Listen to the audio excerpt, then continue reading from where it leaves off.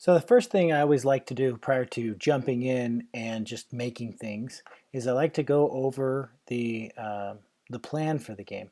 There's three parts to a plan that I like to look at when I program. First is I look at the overall goal. So in this case, the goal is to guess the randomly selected number. Within the goal, we want to then look at the rules. And here I've written down 6 rules of this game. First of all, the computer needs to generate a random number. A user guesses a number. If the number is too high, we give them feedback that it's too high, and if the number is too low, we give them feedback that it's too low. If they get the answer right on, we take them to a win screen.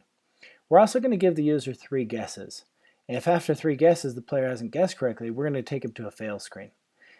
Now, we know exactly what it is we want to do, and here are some of the rules. In order to look at those rules, the other thing that we need to consider are what are the objects that we need. So in this case, I've written down the variables and actually some of the visual objects that will appear on the screen.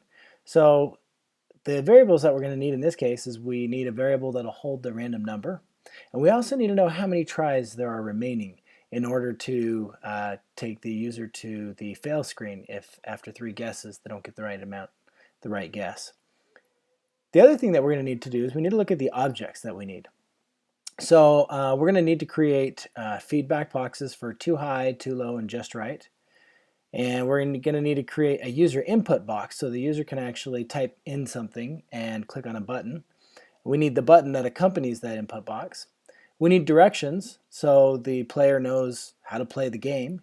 And then we're going to need a result slides for both the win condition and the fail condition when they didn't get it. With that being said, I think we're ready to go ahead and try our game.